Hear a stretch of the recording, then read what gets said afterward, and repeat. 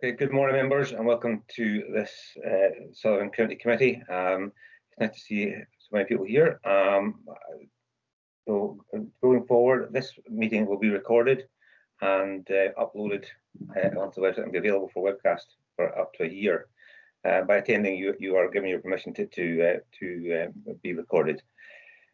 We are working on Teams again. I don't think I need to explain the Teams protocol to everybody. I think we've all been involved so long enough before. But if I can ask all members and all attendees to keep their microphones on mute unless they want to speak, and also use the raised hand if you want to make a comment.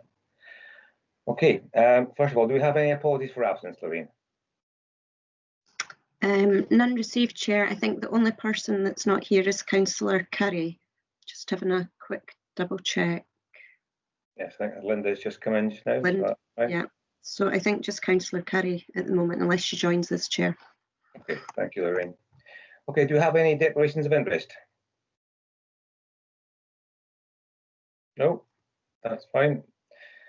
Right, going forward now, members, we have motions, notices of motion. Now, my intention was to suggest that we take the notices of motion at later on in the agenda, because we have people with us who maybe all want to make their presentation and go about other business. So, are you happy to change it from the notices of motion from item 3 to coming in between item 8 and 9 on the agenda? Would that be acceptable to you all? Okay with me, Chair. Great. That's great. Thanks very much indeed. Okay, so that being the case, we have the police performance report as our first, as item 4 on the agenda. Now, unfortunately, due to technical issues, Chief Inspector Jamie Wilson is unable to attend. He may join us later on because I know he is trying to get in. So we have the police area performance summary report in front of us. And I would, given that Chief Inspector Wilson can't actually join us, I would like just to be able to take a few moments to have a quick look at the report and raise any issues. But what we will do is invite Chief Inspector Wilson to come back and join us again at our next meeting in February, so we can get a proper presentation. I know that there are a number of issues that members would like to raise for future policing, and especially coming to the next tourist season. So, if you want to, has everybody had a chance to look at the report, or would you like to take a couple of minutes to do so now? I think, Chair, it should be assumed that we've read the reports in advance of a meeting. That's fine, thank you. Right, that being the case, are there any points that you would like to raise at the moment to be noted? And Lorraine will take a note of any issues that we want to discuss at the moment, and raise any questions with Chief Inspector Wilson in advance of the next meeting. Hang on, somebody come in here. Somebody else having IT problems. It's Linda. Right, Councillor Morrison. Yeah, thank you, Chair. I'm just going to keep my camera off because sometimes it takes away from the connection. Yeah, I would just like to thank Jamie for the report. The question I have is following on from this year and the scarce coverage of police in the north and west. We have one gentleman in Lochinver, one in Raconic, and a lady in town. And with the volume of North Coast 500 traffic this year, you know, they're not always on at the same time. They've got holidays to take. There were some of them on sick. Some of the Alipool staff were also off duty at certain times. So some of the weekends they were covered from Gairloch to Thurso, which, you know, it's a massive area to cover. So I just want to highlight the fact that, you know, we would like to see something done before next summer. If we can maybe get seasonal staff to come into the area to help, or, you know, I just want to highlight the fact that, you know, we were probably lucky this year that we didn't have anything major happening in the north and west, but if we did, it's a distance between coverage is the problem. You know, it takes probably 2.5 hours to maybe go from Gairloch to come up to Darnus or Tang, or vice versa, like, and it's just a big area to cover. So I would just like to ask Jamie if he could have a look at, see what we can do going forward for next summer. And I have raised this with the new Chief Superintendent, so they are aware of it, but I'd just like to highlight it today as well. So Thank you for that. Thank you, Hugh. That's been noted. Councillor Mackay. Thank you, Chair. My query is similar to Hugh's, just to get a deeper understanding of capacity. You know, as we know, on the East Coast, very often officers come up from Dingwall to, say, Helmsdale or Brora to follow up inquiries. So, you know, given time, distance and travel, it would be helpful to have a deeper understanding of capacity. Thank you. Thank you very much for that. From my own perspective, looking at the report that we have in front of us, I'm pleased with the general downward trend in most issues. So it would suggest that the things are going well from that perspective. So it's a pity that Chief Inspector Wilson isn't with us, because I think it would be really nice and very useful to talk through the various statistics and see how we come about some of the positive performances, and to talk about one or two of the things that were not quite so good. For example, number of thefts by housebreaking.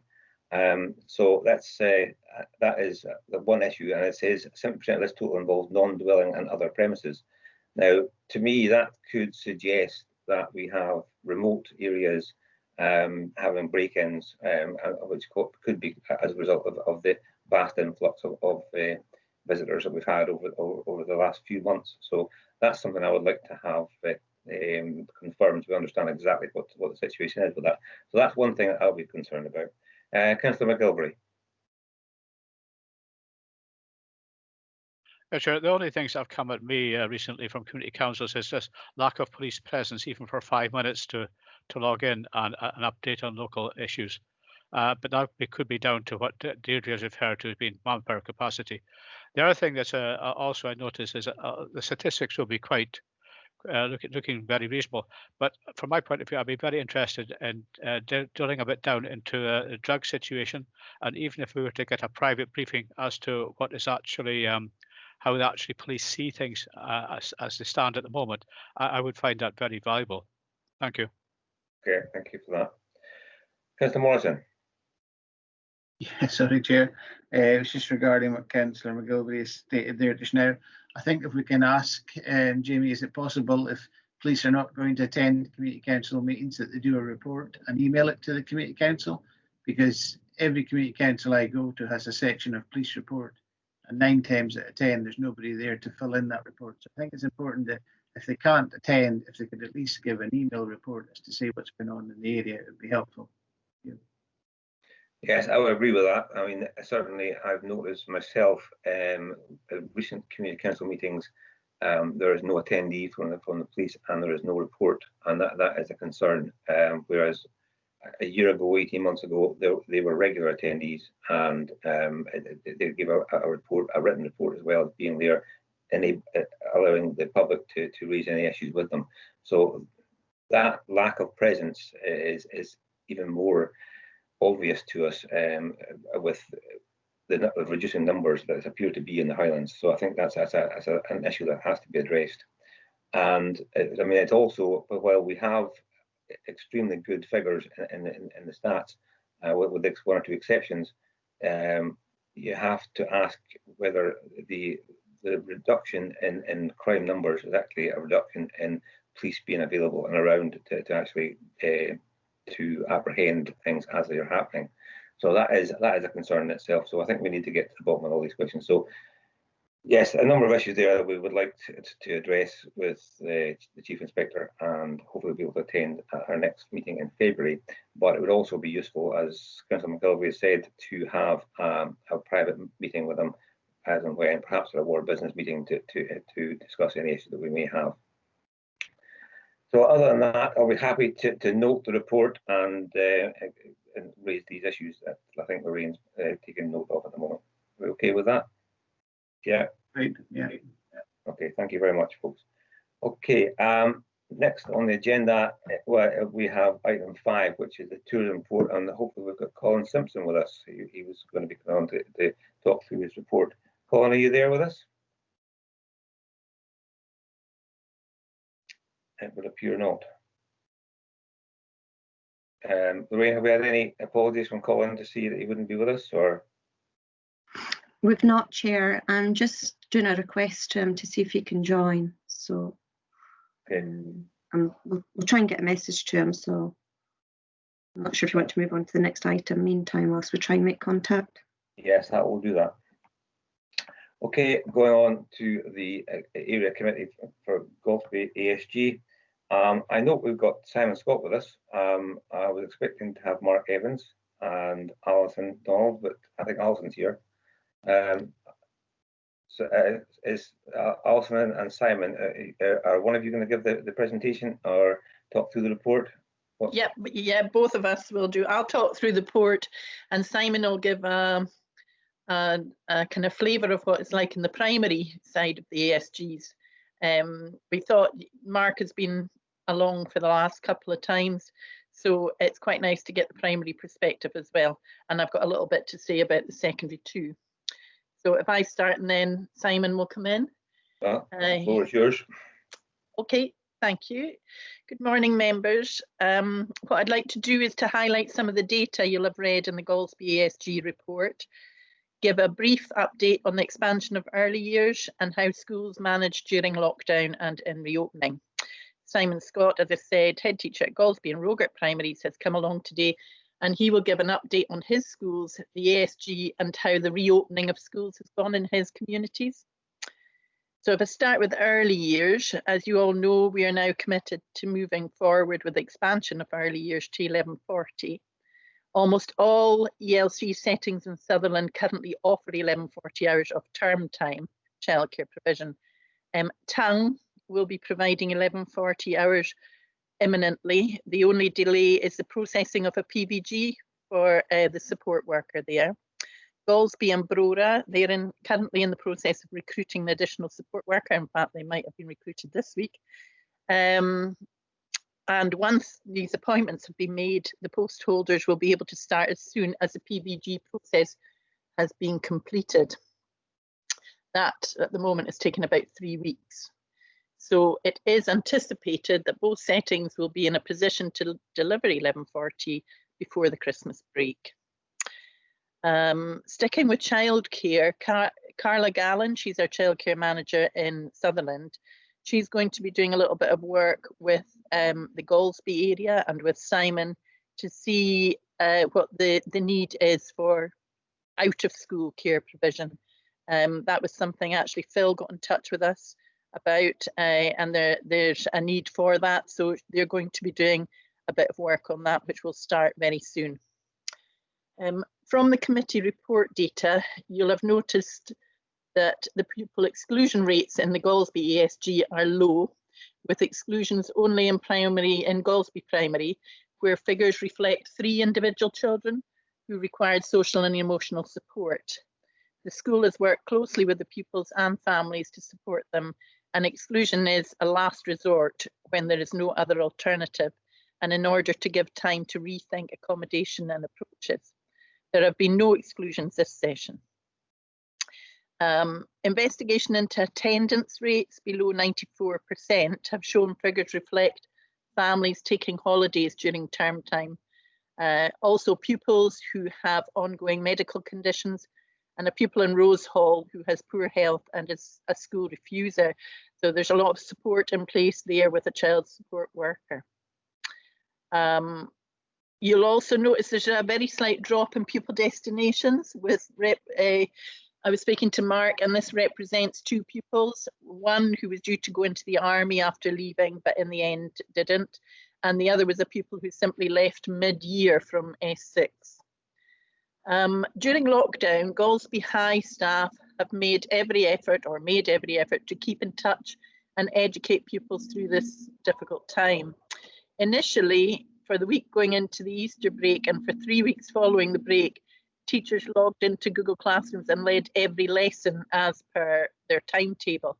However, they felt that this was difficult both for staff and pupils, and so they rearranged this into a new system where pupils had 5 lessons in the week for a subject. Pupils would potentially have 3 contact lessons, 1 teaching lesson and 1 support lesson, where staff were available for them. Where they had less than 5 lessons, their contact time in each class was proportional. This system gave teachers the opportunity to do one-to-one or group work for those struggling to understand, and allowed those who had a grasp of the topic to do more independent work. The additional support needs teaching staff and pupil support assistants organised individualised programmes for pupils who needed extra support, which included regular one-to-one learning sessions. The team linked very closely with the parents of these pupils who had developed good relationships. Vulnerable pupils and those not engaging were contacted regularly each week, some daily actually, and some less often, but each had a key member of staff who was their point of contact, and they would support their learning and needs. The pastoral team, who know their pupils well, made regular contact to support their full caseload. Some pupils were supported with a MiFi connection to improve their connectivity. In June, the school conducted a review of learning, which created a starting point for recovery of learning for those who had gaps.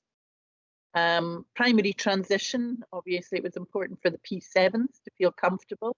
So there was regular contact with primary colleagues and the primary 7 classes of parents regarding transition, and to try to make sure the young people were going to be confident and comfortable about their start at Galsby High.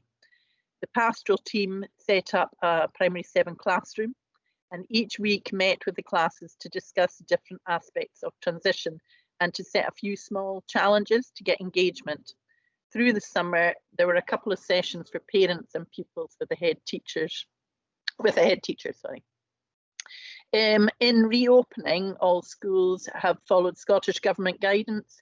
Head teachers have completed risk assessments and communicated these to staff, parents and pupils to ensure their schools could open safely. Individual virtual meetings have taken place with head teachers to support this. For example, recently we've been working on how to provide hot meals in a safe and manageable way, and this is very unique to each school. We have a number of small primary schools in the area, and they have been able to open as one bubble with no need for pupils to distance from each other. The main priorities being good hygiene protocols, cleaning, and school staff keeping a 2 metre distance from pupils, or using face mask screens when in close contact for a period of time. The recovery curriculum has focused on health and well-being, numeracy and literacy. Teachers over the last term have been able to access where the pupils are and what support is required to close all gaps or any gaps. As a North leadership team, we meet regularly with the North head teachers in order to provide a space to communicate together, to support colleagues and have consistency in message of guidance, to discuss queries and share good practice. And Simon will now tell you a little bit more about his schools and how they have coped over the last few months. Simon. Hello everybody, thank you for inviting me to this meeting. It's great to see lots of faces I do know, some people that I've never met, so it's nice to meet you all, if not only over this technological wizardry. Lorraine, I'm hoping I can share a PowerPoint. I should just be able to do that, but you might need to give me permission. So just I can get that so that everyone can see it.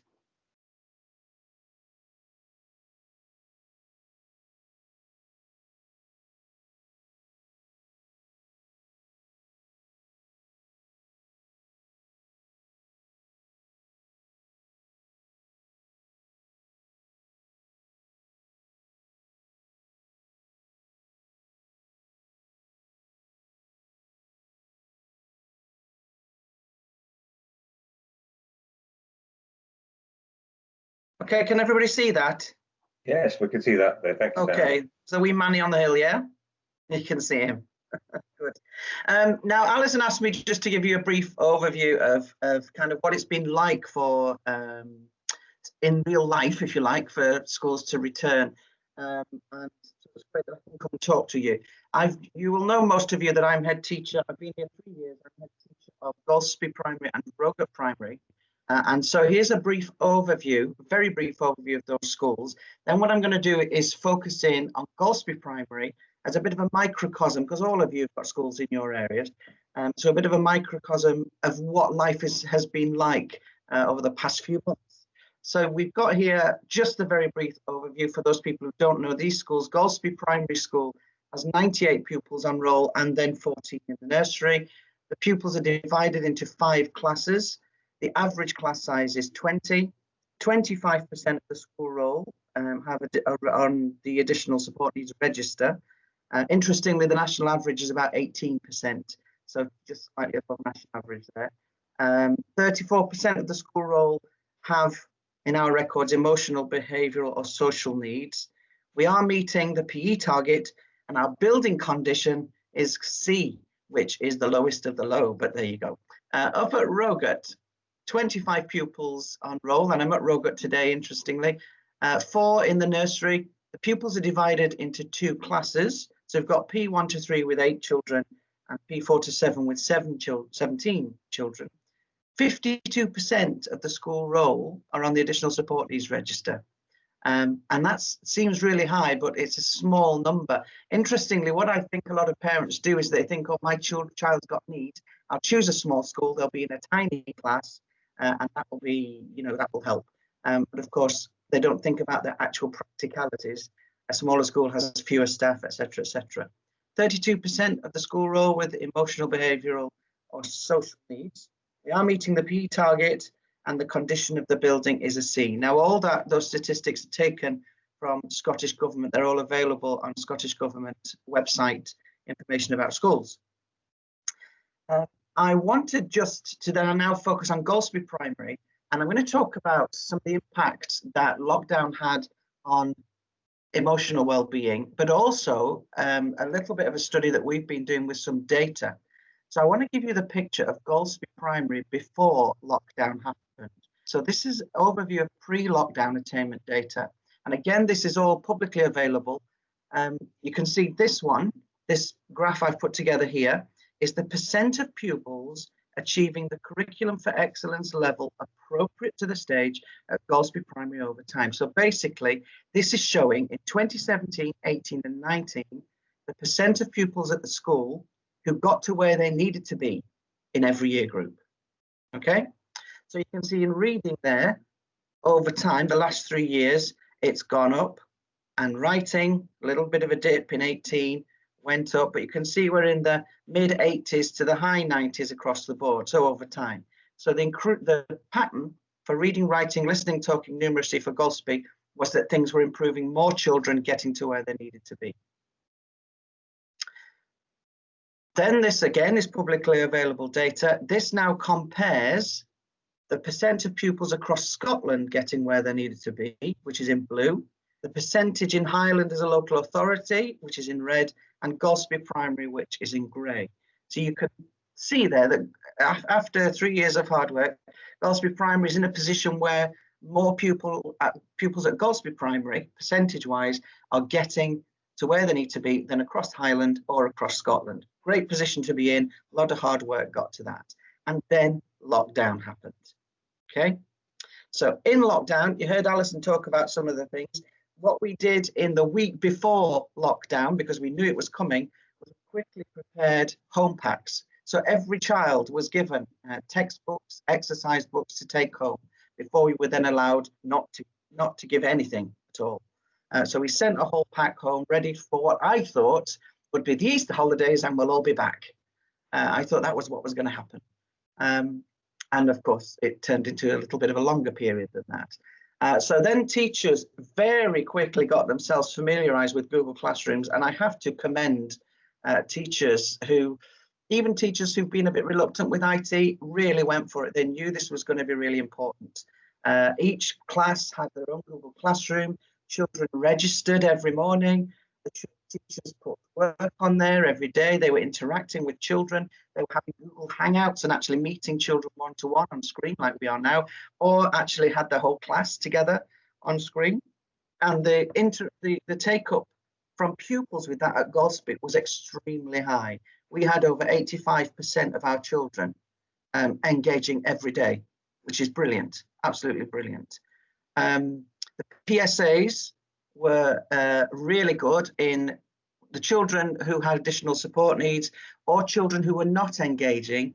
What I then did was assign the PSAs to work with those children online or by phone if it was impossible for the parents to get the child online. So that might just be a chat once every couple of days. what are you doing, you know, that kind of keeping in touch type resource support, if you like. And then we had to provide quite considerable technical support, and the team at the centre were great with this. So we had children who didn't have Wi-Fi access, and that was all sorted out for us. We were provided with a few extra devices that I was able to go and deliver. When we had the Key Worker Hub open in Golspie High School for a wee while there, I was one of the volunteers in there, and because it was in the middle of the village, what we were able to do was any issues, families were able to come and socially distance seek advice, even if they weren't part of that Key Worker Hub. So it's good to kind of have a base that I could go and sit outside the building and say, look, this is how you get onto that, whatever. Alison talked about the North Leadership Team and the Head Teacher Support Network. We had at least a weekly meeting, sometimes more, and things were rapidly changing. You know, day to day, we needed a plan for this, a plan for that, and measure this. But I have to say the support from that team and from the wider Head Teacher Team was really good, really effective in reassuring us all that we're kind of doing the right thing, sharing our frustrations when things changed the next day, you know, and everything we'd done, we had to park, etc. But we got through it together as a North team. And one of the really good things about that was I met many head teachers who, because of our geography, I'd never even spoken to before. And it was a really good thing to do. And we still carry that on, which is great. And I'm sure that will carry on into the future. Some pupils had social workers meeting them over technology. I had a weekly meeting with the other two primary heads with the practice lead in our area, just to make sure we were all up to date and no child dropped off the radar. We had online support from children's support workers from that service and from TICES workers. Those of you who are not familiar, TICES is Young Carers East Sutherland. They're based in Golspie, but they do have workers all over the region.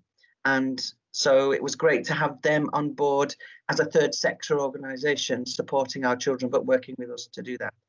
And then for staff, we had an online staff room. So as well as the children having their own classroom, all the staff had an online staff room. So this was about keeping in touch, making sure everyone got everything they needed to be able to do something. And of course, some children did lots and lots. Some children did what they needed to do to not get an earache from anyone, basically.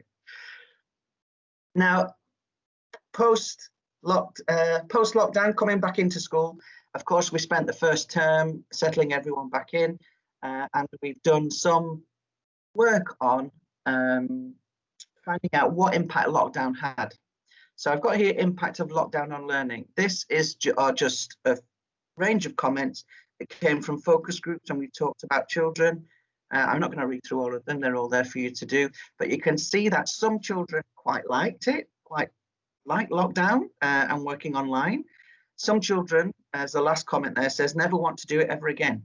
And so it's really vitally important for any of us of any influence to keep schools open as much as we possibly can, should our region be thinking about locking down things again.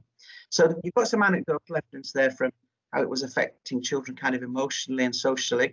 But then here's the data, and this is really interesting for me. I'm really sorry, but it's really interesting data. Now, this graph shows the impact of lockdown on attainment. So the red bars are the children that were on track in our February assessments, that's a month before lockdown, to get to the right level that they needed to be by the end of the academic session 2019.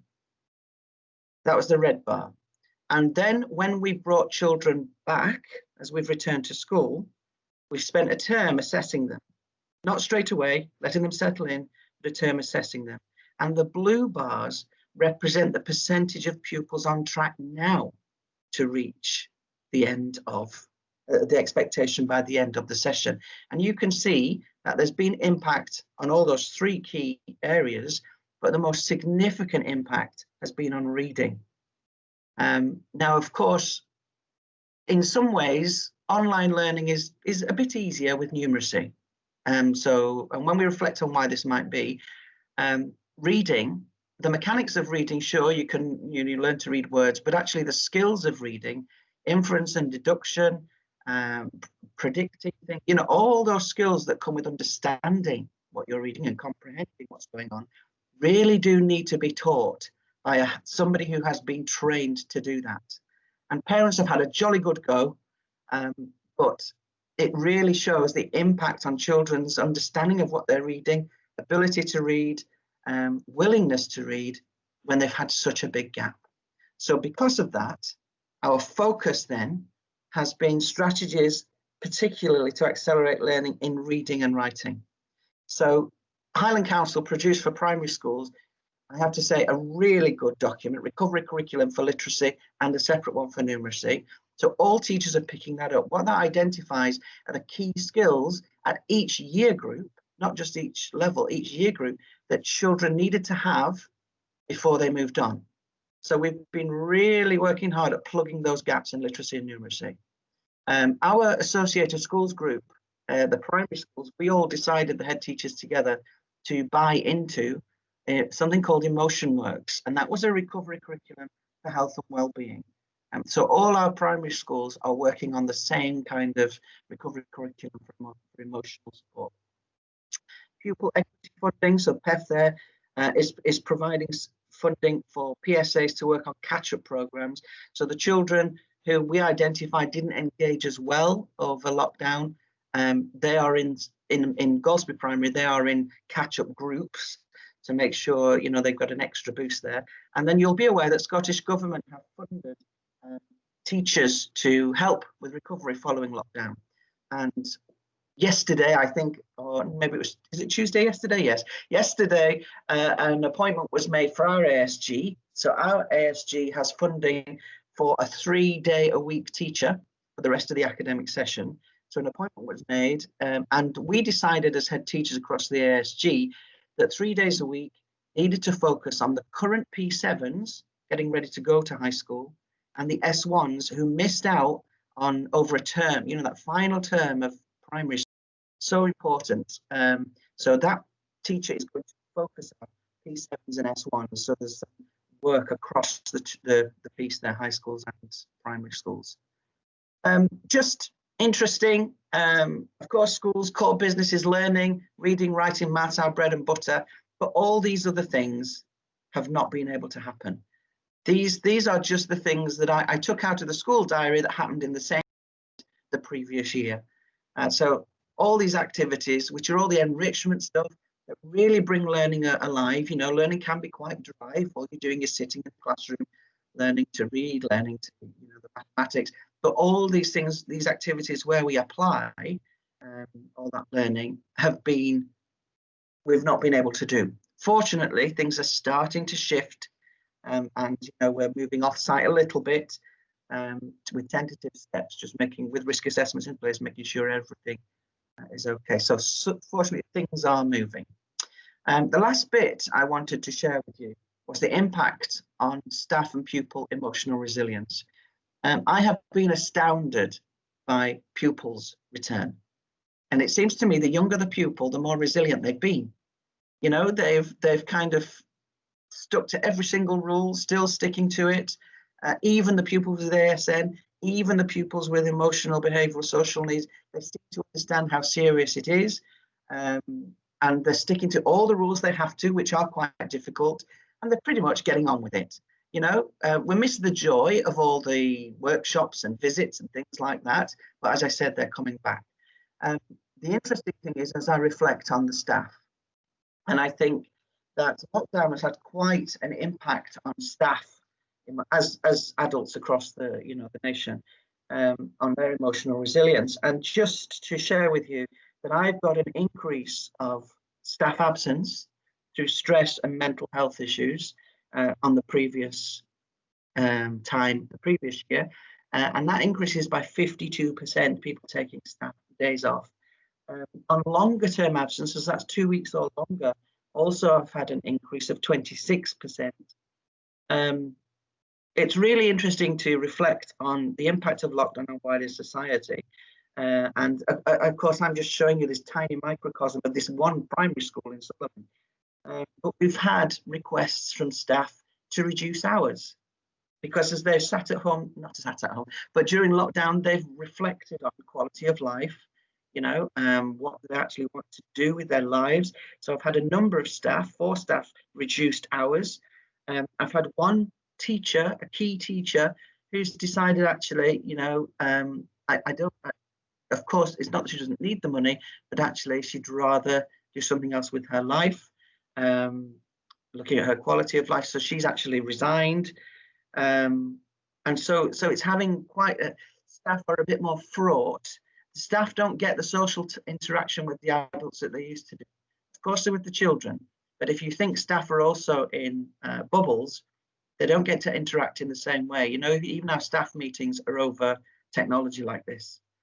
So that has an impact on staff. So we have to work really hard. And the council have provided lots of support there. So there are telephone lines and help desks and things that people can contact if they're really, really needing that, which is great. But that's a worry at the moment is staff for me. So I'm coming to the end of what I wanted to say. I'm really sorry I've rambled on, but I thought you might just like to see some of the faces of the younger people that all of us serve. You as councillors, me as an employee, Alison's an employee, but these kids are there right at the heart. And of course, all these pictures were pre-lockdown. I haven't taken them all and all over the place during restrictive periods. So there we go. Oh, I'll try and stop. Have I stopped sharing now?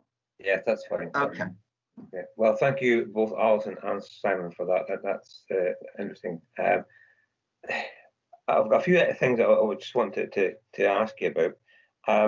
First of all, Alison, on the staffing and the report, you've given us the staffing numbers, but can you give me some information about whether the staffing numbers are up, what we actually need, and are we short of staff in any particular areas? I know that there was issues in recruiting maths teachers, physics teachers, etc., across the piece, and it's interesting to see the number of staff that are employed.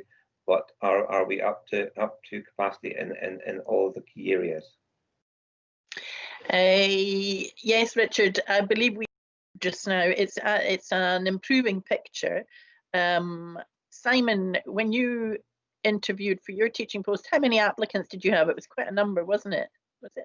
Was it you or somebody else? Remember Christine? And yeah, we had 6 applicants at primary level for, and that was for a temporary post to the end of the session. Yeah, so there's more people around, which is helping that situation. So staffing hopefully is not going to be the same problem as it has been before. That's encouraging to know. Super, thanks for that. I was interested in Simon's presentation. There was talk about the number of ASN and EBSN children in Golspie, and there's 25% ASN and 34% EBSN. Can you tell me, are the 25% ASN also included in the EBSN figures, or it's a mixture, Richard? Some are in both, some are not in. You know, some are just in one category. So it is a mixture, yeah. Not all ASN children are in the emotional behavioural category for us. And not all EBSN children are in ASN. No, that's right. I'm with you, right. Thanks for that. A couple of things. I think keeping schools open, I think the point you made about keeping schools open is so important. And I was quite taken aback when I saw the figures that you showed regarding the reduction in the abilities of the children post-lockdown. That was quite staggering, and it just shows the impact that it's had on these kids. And I would 100% support your assertion that we need to keep schools open. It's so important. And I was also impressed with the catch-up program that you've got going on. I think that's good. It's showing a real focus on getting these kids, in particular primary 7. As come up to S1, it's so important as well. And finally, the last thing I've got before I open up to members is the stress and mental health issues. This is a real concern of mine, and not just for children, but certainly for staff as well. It's the impact is I think we're going to see this impact that's going to go on for a long time after we even get back to normal. And while it was interesting to see that the The younger kids seem to be okay and coping with it. I think in the secondary school kids, I have concerns with that. I know that there are mental health issues being reported amongst the older ones. So I'd like to know. I mean, I suppose a question for Alison really is, how are we addressing the mental health issues amongst the high school children? That's something that the support for learning department and guidance staff within Golspie High are doing. But we also have some extra funding, which is for counselling. It's each ASG. I'm not 100% sure what Golspie is, but I was speaking to another group earlier this morning. So the Thurso ASG have about £42,000, and it's there for them to use for counselling to try and support children from P6 upwards. So it is the older set of children. So right now they're trying to think of the ways that they can actually manage to do that. Did you want to add something there, Simon? Yeah, I was just going to mention, I think, Alison, though you mentioned it, I was going to mention the funding that's come for counselling. The head teachers in Golspie SG, we're all thinking about what we could do with that money, because part of that issue for us is the lack of services to which we can buy, that we can actually buy in and train professionals. One of the things we are considering is closer working maybe with TICs, young carers. Some of those members of staff have got the skill set. Some school support staff have got the skill set, so it may be that we increase that that kind of level of resource. So we haven't decided yet, but there is money to use for counselling. Okay, thank you for that. It's certainly encouraging to see that there's £15 million being allocated by the Scottish Government towards mental health issues. So let's hope that makes an impact. Okay, I'll open up to members. Councillor Munro. Thank you, Chair. Really good report, an interesting report. It's been said many times over, but it won't hurt to say it again. I do think lockdown brought a real understanding of teaching as a profession and an appreciation of teaching that maybe hasn't been there for some wee time, because it's not easy to have young people engaged, attentive and learning. So I think there is a whole new appreciation, and it's not just about having the time. As parents and grandparents, we often think it's the lack of time to sit down and go through things with them, and that it's not. It's a completely different skill set, and I do think that there is now a much needed, and I think it'll last a long time, appreciation of the teaching profession, which can only be a good thing. For the counselling, I have some concerns about this, and I've voiced my concerns. It's great that the money's going out to schools, but then there's also a burden on the head teachers and whatever to get in the best services. I question over and this is political, but I have said it in the council, so it's not new now. I have said, what happens when a counsellor, an independent counsellor working with a young person, discovers that what this young person needs is beyond their capabilities? Where are you going? What's the programme for a rapid response into CAMHS? Because we know CAMHS are very busy and the waiting time is quite extraordinary. So I do think there's a significant piece of work. It's great that the money's there, and I really appreciate that, and I appreciate that it's been made available to us. But there is also a duty and a responsibility that this is rolled out in a proactive way that actually supports both the child, the family and the counsellor. So I think there's wider discussions need to be had there to support the school as well in doing this. Not a reason not to do it, but I think there's some help needed there in doing it. There's also the additional money I think you touched on, Richard, for mental health.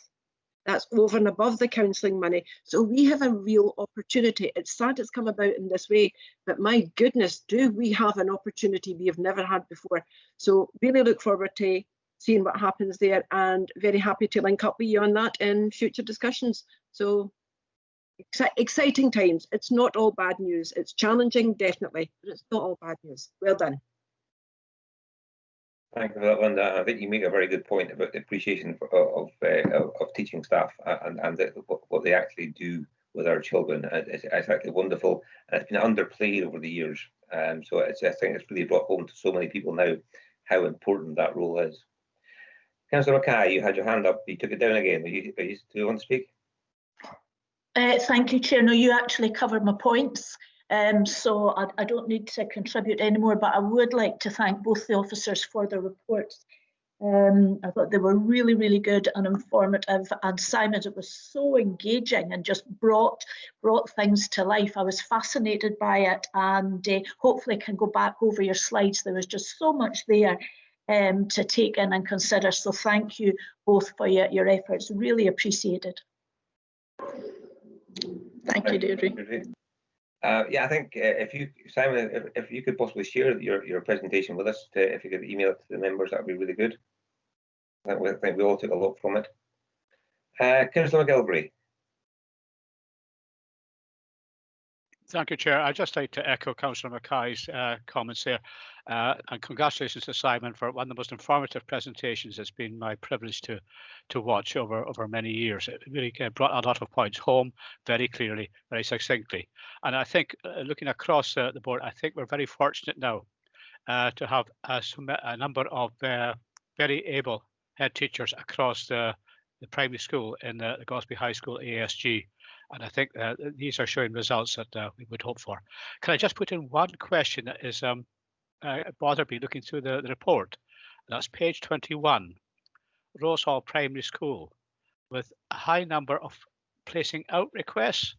And I didn't understand that number seemed to be an outlier for some reason, and I didn't understand why that should be the case. I can maybe answer that, Jim. I think having spoken to Leslie, it was a particular family, and if you've got a family that has larger number of children within it in a small school, then the numbers can skew a bit. So I know in Rose Hall there are children who are moving into there and out, so that that does happen. Sometimes also they'll go from Rose Hall to Lairg because it's just easier for the parents. Yep. Okay, quite understand. Thanks for that. Councillor Morrison. Yeah, it was just to touch base with the Simon and Alison with the presentation there, Simon. It was really, really good. As Councillor McGilvray said, it was one of the best ones we've seen at the County Committee, so it was really good. And thank you for the work you've done. So I just wanted to add my thanks to that. Thank you. Thanks for that, Hugh. Okay, I don't see any more hands. So unless there's anybody else wants to say anything else, just like to thank you both again for coming along today. It's been really, really useful and informative. And you're very welcome to stay with us if you want for the rest of the meeting, but I'll quite understand if you've got other things to be doing. So thank you once again. Thank you very much. Nice to speak to you all. Bye-bye. Bye now.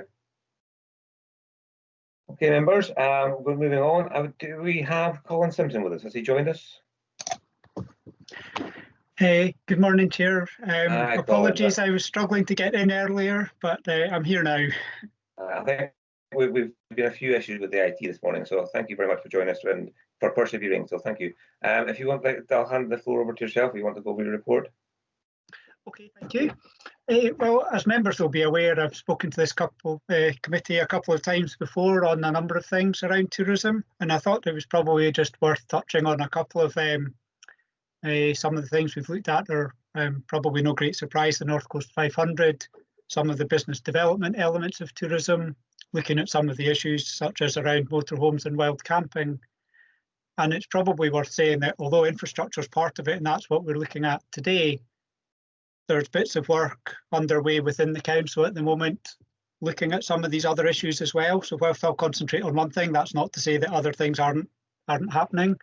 So, for example, on the business support side, Business Gateway is probably busier than ever in terms of supporting businesses at the moment because of the restrictions and so on that we've faced.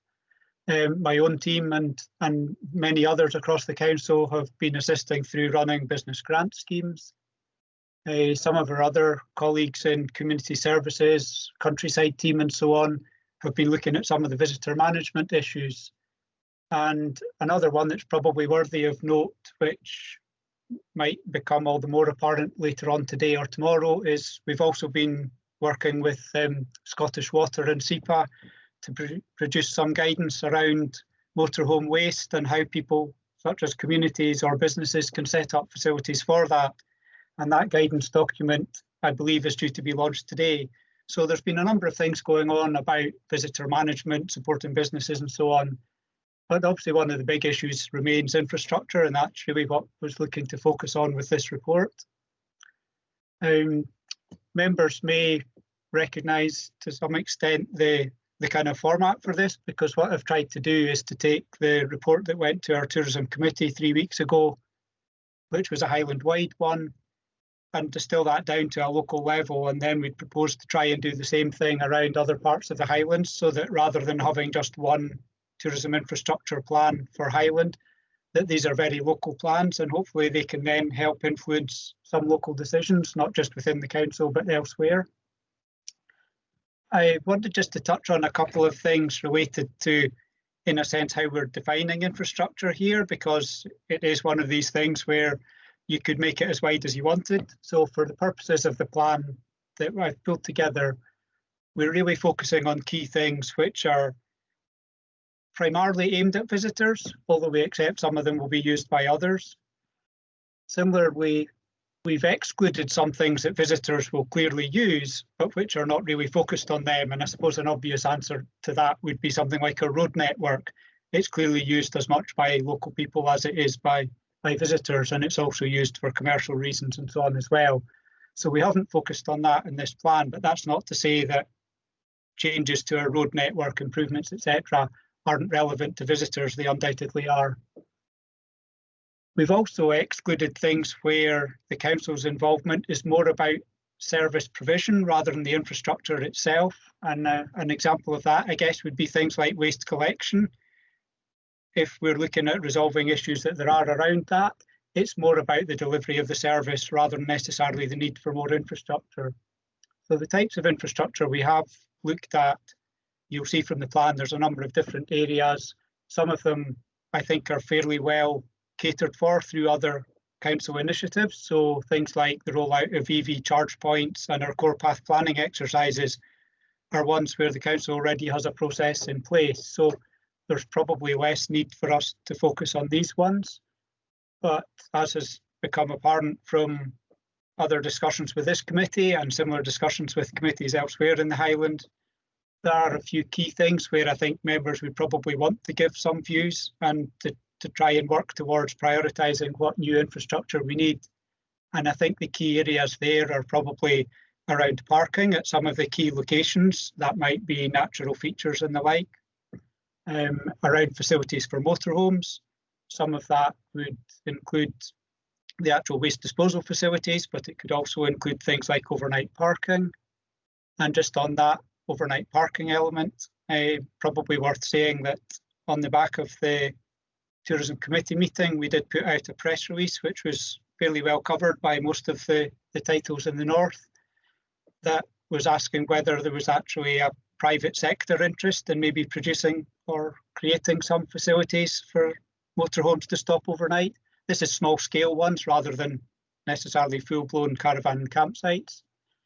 I had about 30 responses to that, and if I look slightly wider than Sutherland, about 2/3 of them were in that North Highland area, north of Inverness. So that's clearly an area where not only do the businesses see that there's an opportunity, but that I think it's been recognised that there are larger and larger numbers of motorhomes maybe needing catered for.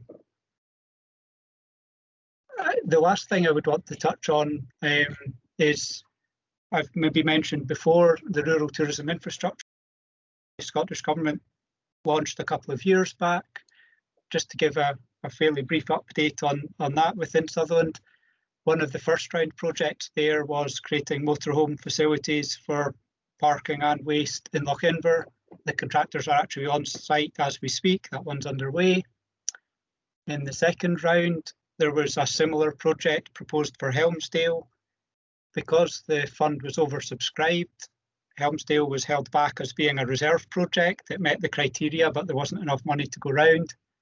That's now been changed into a formal offer. They are a project that can be funded, but I think it's only fair to say that because there's a potential flood risk, there's still a planning issue that's under discussion there, so that does need to be resolved before that one could go ahead. But if that can be resolved, the funding is now there for that one to proceed.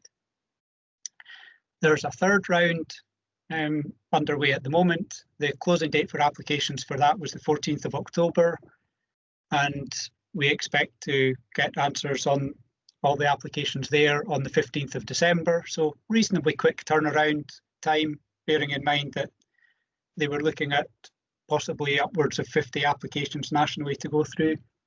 We had 3 Sutherland ones went forward. One of them, led by the Kyle of Sutherland Development Trust, was for visitor facilities around that area, in particular Bonar Bridge South and some things at Falls of Shin. Again, largely focused around motorhomes, but also with some toilet provision in there. There was another project for parking improvements in Dornoch.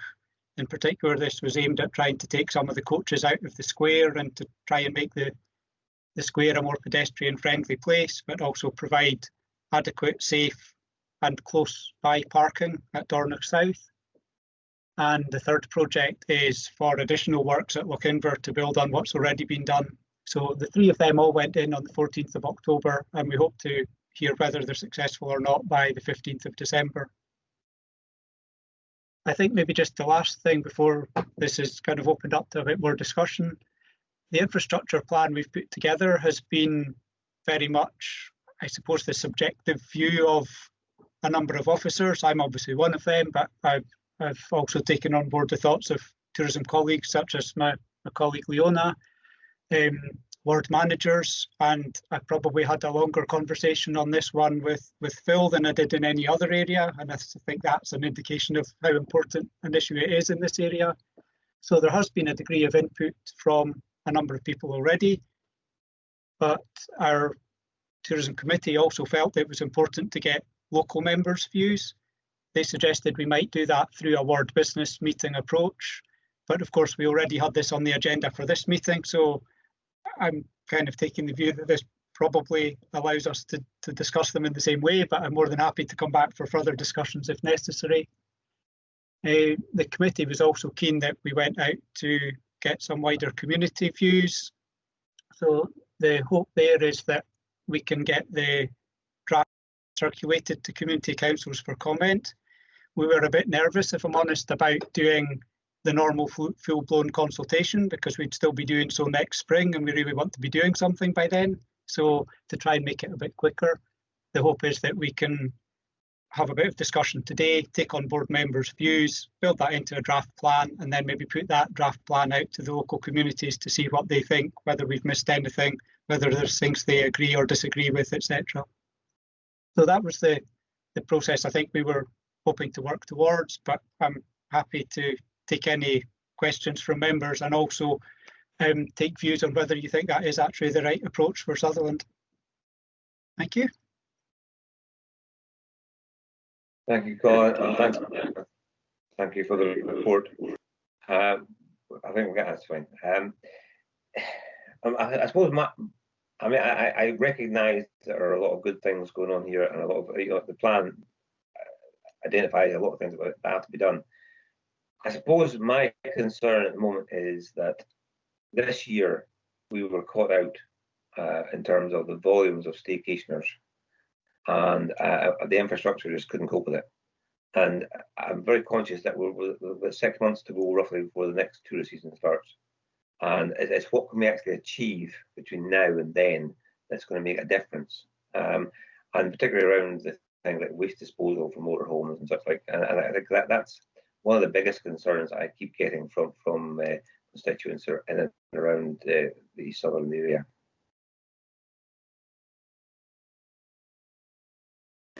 Okay, thanks, Chairman. There's a couple of things I can maybe update on there that are moving towards doing things which would be a solution for next year.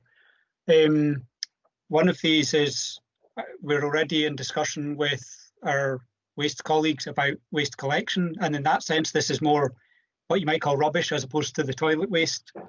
But one of the issues I think we have seen is even the bins that we have out have not been adequate for the number of people taking waste from their motorhomes, etc., and trying to put them in these bins. So we're seeing litter spread around the area, some of it perhaps deliberately, some of it perhaps people being very well-meaning and leaving a bag beside the bin, which is then opened by birds, animals, etc., and things get spread from there. So there's already some discussions underway between our waste team and partly communities, partly North Highland Initiative, about whether we could cope with emptying some larger bins if the communities assisted in getting bigger bins in some areas. So I think something will probably be in place on that side. I know there's a degree of nervousness from the waste team that where they've done something like that before, a bigger bin becomes a bit of a kind of de facto local recycling centre, and the local people use it in that way, and you then need even more capacity and even more capacity, and so you're into a never-ending situation. So I think they need to find an appropriate way to do that, but they are certainly looking at that. In terms of wild camping, and this is probably more so looking at the people in tents, there's also some discussions underway between people like our community services team, our countryside team, and again North Highland Initiative, about whether there could be some additional funding to seasonal rangers or wardens who might be able to do a kind of mix of kind of educating and policing to try and resolve some of the issues there, particularly in some of the real honeypot areas. And I'm aware that there are a few places around Highland, some of them in Sutherland, where that's been very noticeable this year. I holidayed myself in Sutherland in July, and in certain places it was quite obvious to me. So I think we do recognise that some places are impacted more than others.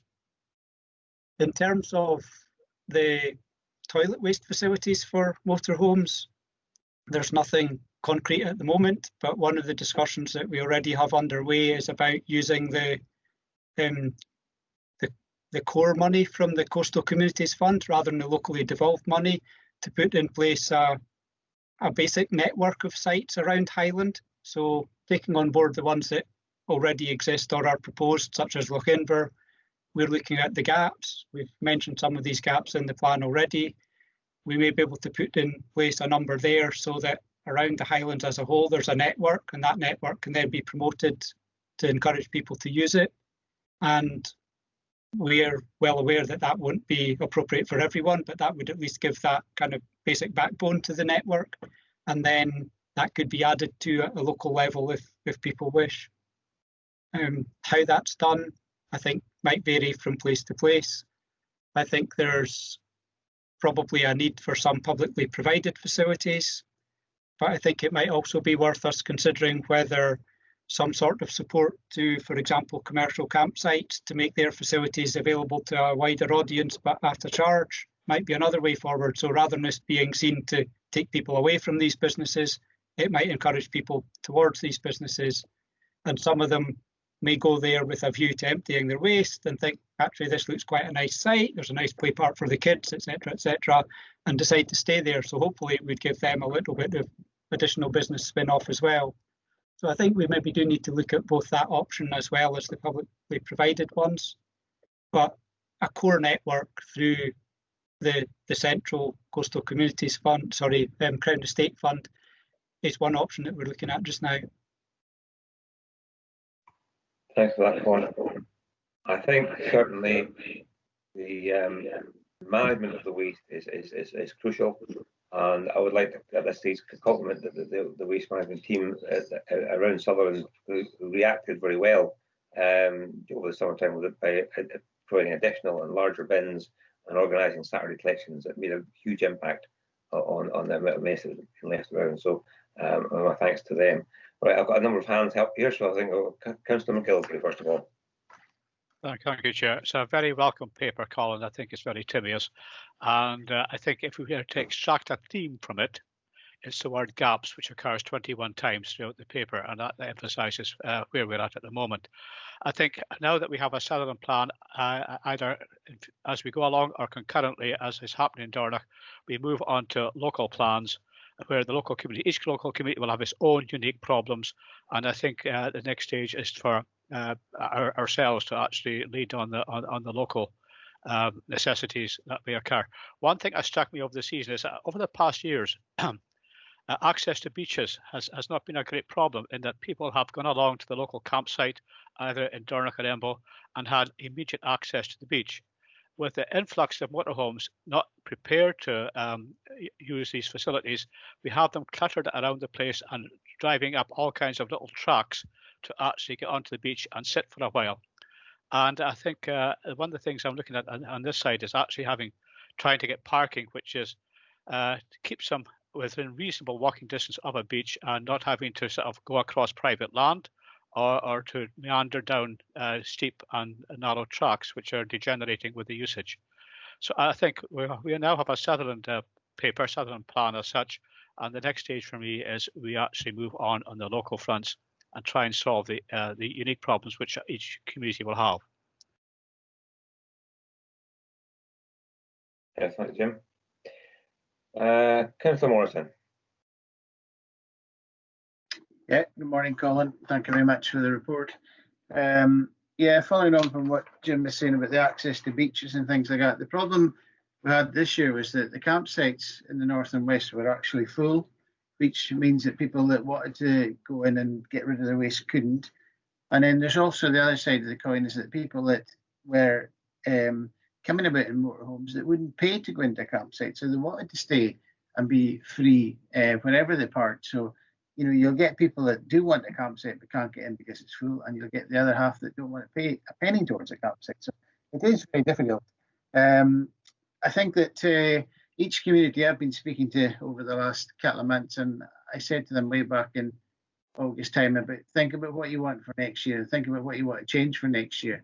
And the biggest changes they want in the north and west for next year is actually to have camper vans and motorhomes in areas where they can keep them all together, and they can have maybe a chemical disposal point and a refuse collection and disposal point and maybe fresh water. And that's where your hubs come into it. But I mean, the amount of wild camping and caravans that we had over, or caravanettes that we had over the summer, some nights it was reaching up to 200 out with the campsite units per night. So, I mean, the volume was just incredible.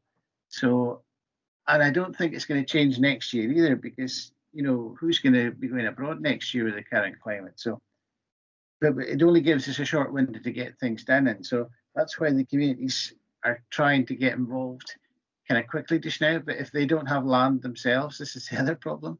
But, you know, who gives them land to start these hubs and get them going and things like that? So there is a lot of questions there, and it's certainly not easy. I know everybody's wanting a quick fix and a quick turnaround, but it is very difficult to know where to go.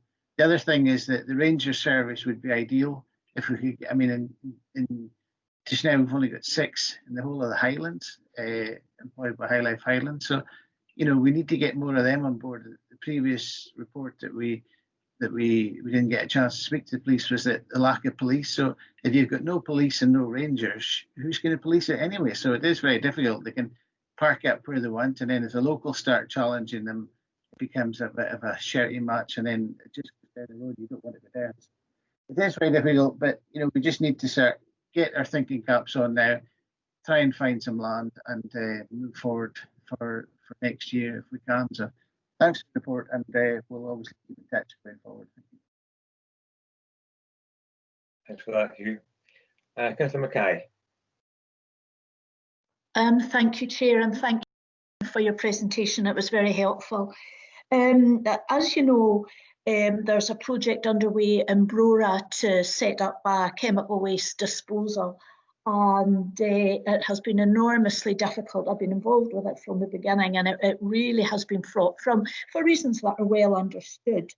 But we recognise the need to have a network around the NC 500. So I was pleased to hear that discussions are underway in that respect. And I wonder, what are your timescales? The Chair alluded at the beginning of your presentation that next season is just a matter of months away, and time really zips by.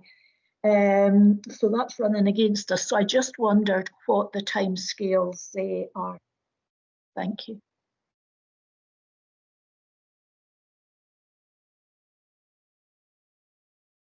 Do you want me just to respond on that one first, Chairman? Yes, please, go on.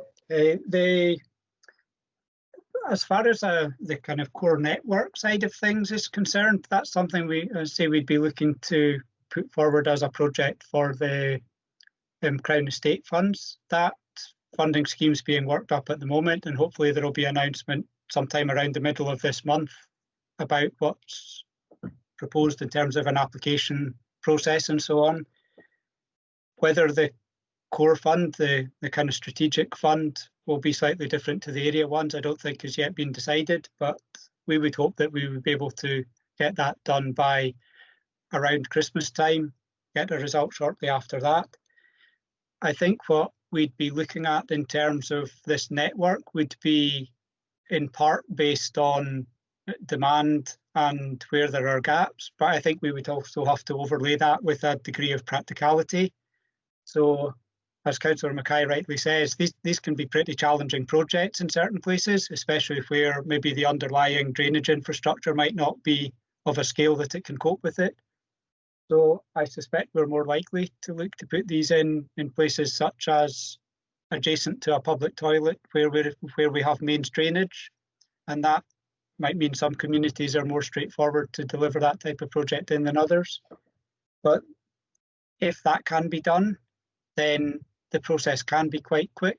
There was a project taken forward, not by the council, but at Gairloch Harbour, and that was a relatively straightforward facility and done quite quickly because the harbour already had a lot of the other infrastructure you need in place. If you're starting from scratch in a place that doesn't have the infrastructure, of course, things are not just more complex, but that tends to mean they take a lot longer. So assuming that that bid was successful, I think there's a fairly reasonable chance that we could have quite a lot of them in by maybe late spring next year.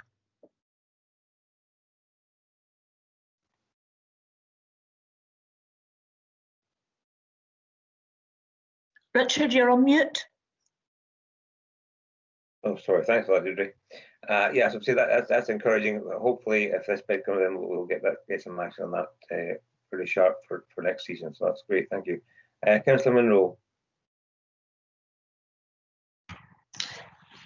Thank you, Chair. Some weeks ago, I was really quite concerned while watching the news and then followed up by a documentary over COVID-19. And the part that just really, really worried me was in sewage works in England, they could actually tell the areas most affected by the level of COVID-19 in sewage. So if that's the case, what does that mean for our wild camping and outdoor toileting? I don't expect you to have the answer now, but that actually was there on the news, followed up by a bit of a documentary, and this is what they can actually identify through the sewage. So we know that outdoor toileting has been a huge problem this year for us in many, many areas across Highland, and Sutherland was no exception, let me tell you. I have the photographs to prove it, as I'm sure so do many of my colleagues, because people send them to us. But on a serious note, what does this mean for COVID, the spread? What does it mean for our animals? What does it mean for the soil? That's an interesting question, Linda. I don't suppose Colin's got the answer to that, but I think it might be something that we could table a question to environmental health, because I'm sure that's something that they're aware of and are considering, because it is an issue, and what impact that has on the Highlands could be significant. So it might be worthwhile. We can put something together for environmental health to see if they can come up with an answer for us. Chair, there is a comment I could perhaps make, and it's not really specific to Councillor Munro's point on the health side of things, but it has been recognised that that's been an issue across the country this year, and Scottish Government have tasked Nature Scot, what used to be Scottish Natural Heritage, and Visit Scotland to work together on some improved guidance and probably do some additional promotion of good practice for things like wild camping, and some of that is about how you should go about wild toileting, but also about where is appropriate to camp so that you're not in areas nearby communities and so on, in the way I think many of us have seen this year. So I appreciate that doesn't directly answer your question about the health side of it, but there is some improved guidance and some additional promotion of that guidance proposed for next year through that step that the government's taken. Thanks for that, Colin. Okay, Councillor Mackay. Chair, thank you. Yes, Colin, I'm sorry, I'm apologising. I'm taking advantage of the fact that you're here. Later on in the agenda, I have a motion in respect of the chemical waste cassettes and the disposal, and it's based on the experience here in the village with the local development group, which is comprised of volunteers. We don't have a paid officer. Put in a project together and their experience, and it really has been enormously difficult. It's been a crying shame, and it's starting from base level, working with the, and I have to say every agency and organisation has been very difficult. It's the coordination, so the working with the council and SEPA and Scottish Water, and it's very technical. So unless you have someone within your group that is really sharp on a technical basis, it's formidable. And again, given the timescales and the importance communities are placing on getting these facilities in place in time for next year, it's just kind of frustrating that there's maybe, I know you can't get an off-the-shelf model prepared, but if the organisations could come together in some way, shape or form to get a format that would make it much easier for communities to pick up, or even examples of best practice that could be pulled off a shelf to get communities off to a good start, when they are really showing willing to support their own communities. Thank you. Just to come back on that, if I can, I think the document that I was mentioning that Scottish Water and SEPA and ourselves have worked on, which I'm hoping is going to be launched today, that should go some way towards this. It's meant to be a wee bit of a kind of clearer guide for people who are not technical people, just to say, if you're thinking of doing this, these are the things you need to take into account. This is a process you need to go through. You need to do this first before you do this. So I think one of the issues communities often come across is they go in at one stage of the process thinking this is a logical question to ask, but the response is, oh, well, you should have done such and such first.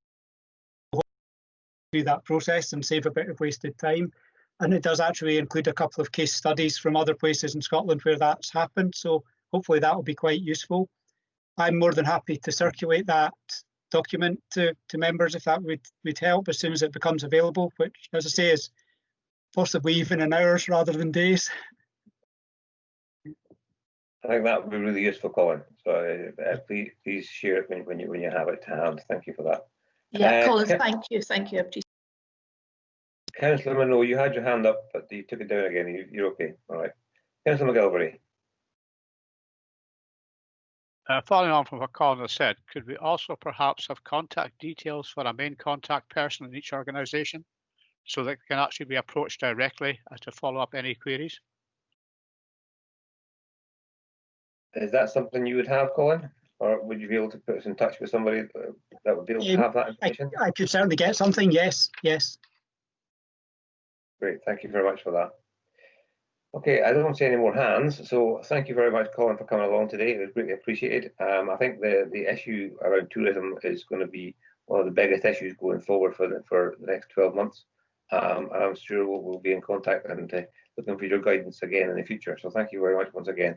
Yeah, as I said to other participants, you're welcome to stay with us, but if you have other things to do, which I'm sure you probably do, then we won't be offended if you want to leave. Okay, thanks very much, Chairman. Thank you, everyone. Thanks again. Thank you. Okay, members. Next on the agenda, if I can find it,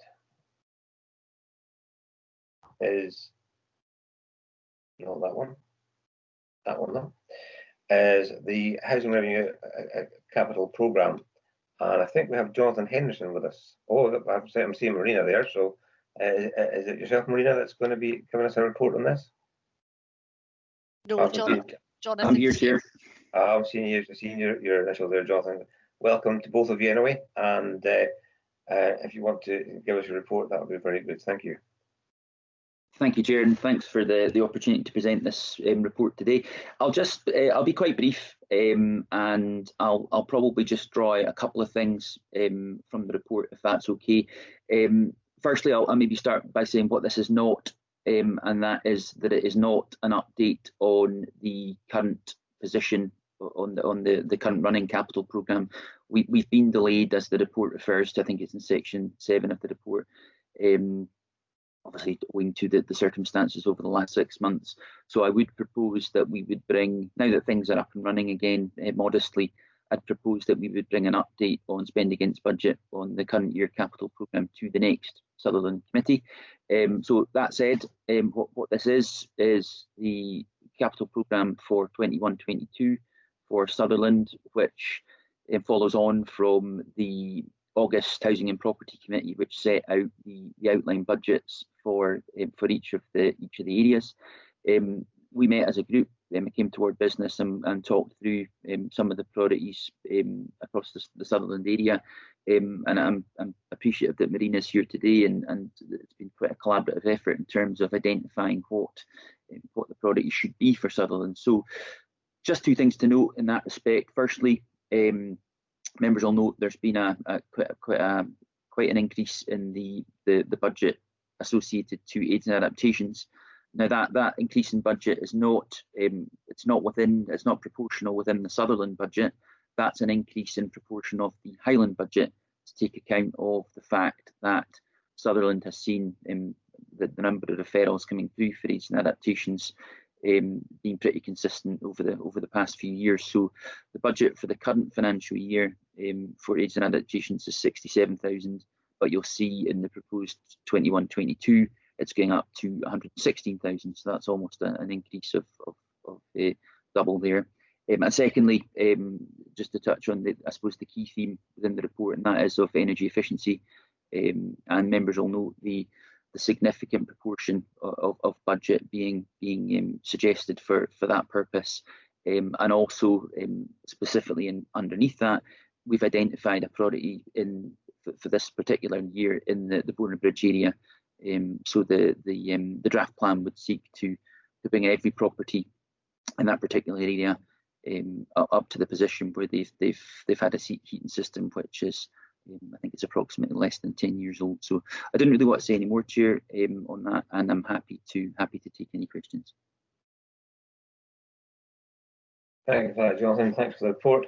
5.7 on the report, you talk about the investment for mainstream investment and aids and adaptations for 21-22, and I know you touched on the increase for aids and adaptations. Can you tell me what the mainstream investment is at the moment for 2021, please? Yeah, I will come back to you on that specific figure. I don't have that to hand, but what I would say just briefly is it's just slightly under what the 21-22 figure is. So there's been a modest increase from year on year, but I'll come back to you directly with that figure. Thanks for that. I'm sorry, I would welcome the increase. I mean, it's encouraging to see a capital programme with over £1 million coming to Sutherland area for the housing revenue account. So that's encouraging. And another question I have, which I don't think is covered in the report, is the new legislation is coming in for smoke, heat, and carbon monoxide alarms. I know it was programmed to go in for February 21, and I think that's going to be delayed until February 22. What is the programme for installations for these alarms for the housing stock? Thanks, Chair. Yeah, we've been actually working on the standard for a good while, taking opportunity at tenancy turnaround point and also through capital works which have been ongoing. So there is a programme of works in place presently across all of Highland in order to bring our properties up to the standard. So that is a big piece of work. It's ongoing, and there will also be an update in the upcoming tenant newsletter for tenants just to make them aware of the work which is ongoing. Thanks for that. And just for out of curiosity, I mean, you talk on page 33 about the major component replacement and the budget for that for 21-22. And for example, rewiring is £50,000 for Sutherland Rewire programme. How many houses will you be able to do for £50,000? In respect of a full rewire, I think our approximate costs for a full rewire at the moment are somewhere in the region of about £8,000 per property. So it's not a significant amount, Chair. That is a modest allocation towards full rewires, which is what that is. It's really just for the local team within the financial year, just to work towards those properties that they're aware that are needing to be rewired when they come across them. And one final question from me before I hand over to the members. If just the money that's been allocated to these various major component replacements, for example, the rewiring, since we talked about rewiring anyway, how long, what would be the normal lifespan for a rewiring of a house? I mean, would it be 10 years, 20 years, 30 years, 40 years? What would be from a new build to a rewire? How long would that be approximately? Thanks. Approximately 30 years, give or take. That's the kind of average accepted kind of life cycle.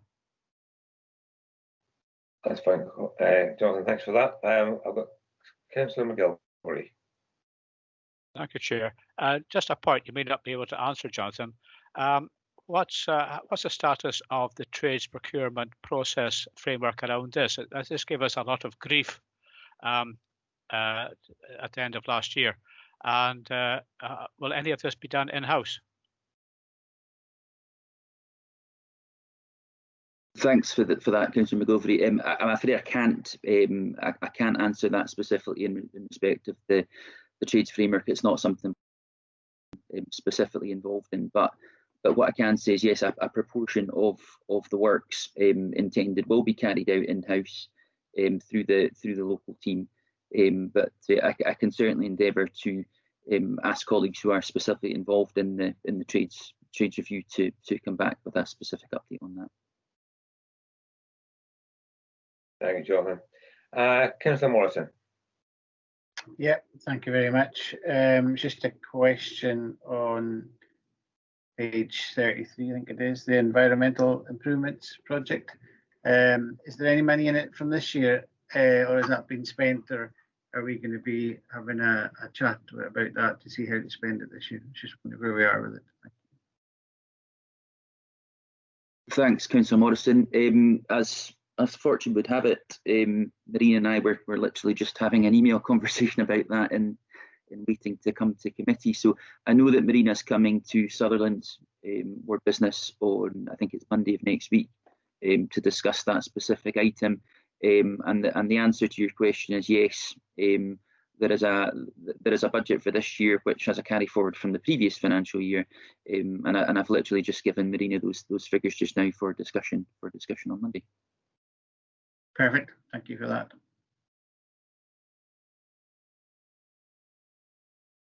Well, I don't see any other hands, Jonathan, so I'm assuming there are no further questions for you, and I'd just like to thank you once again for attending the meeting and for presenting your report.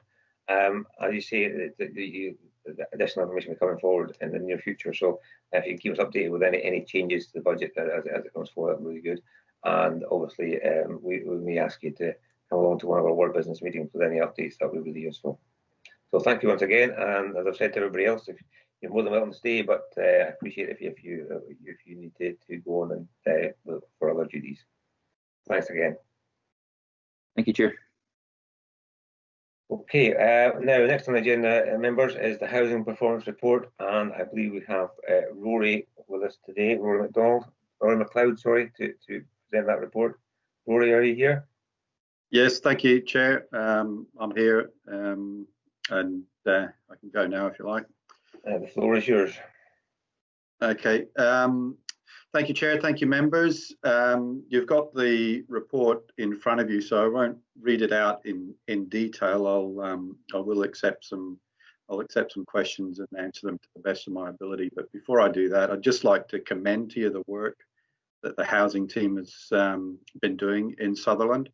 I'm sure you're all aware of the difficult circumstances that we're all working under, but the housing team has been working all the way through that and doing it and having to change the way we work quite significantly, as everyone else has. And also helping, providing assistance and support to some of our more vulnerable tenants and homeless applicants through that period. So with that being said, I'll open the floor to any questions that you've got about the performance report and answer them as best I can. Thank you for that, Rory. I'll start off. I note in 5.3 your average length of time taken to complete emergency repairs with a target of 14 hours, a significant improvement on last year, in spite of the fact we've had the COVID situation. So congratulations on that, and I'd be really interested to get your comments on how you guys achieved that. Yes, Chair. The emergency repairs remained a focus. That part of our business didn't slow down at all. Obviously it's an emergency repairs or an emergency response, and like all of our responses, we prioritised statutory and emergency responses in our service delivery through COVID. So essentially, it took a bit of revision of working practices to manage social distancing and managing trades attendance in people's homes and how they were managing their health and safety within the home. But as a priority piece of work, that was something that had our immediate and full attention. Things like non-emergency repairs, a lot of those were held off. Although I do see that non-emergency repairs, the performance didn't slip a great deal over the Q2 period. But I would expect, as we're dealing with backlogs over the coming quarters, that you might see that increase, largely due to supply issues and other things associated with managing repairs and replacement parts, but also due to availability of trades and managing working practices in multi-trades jobs.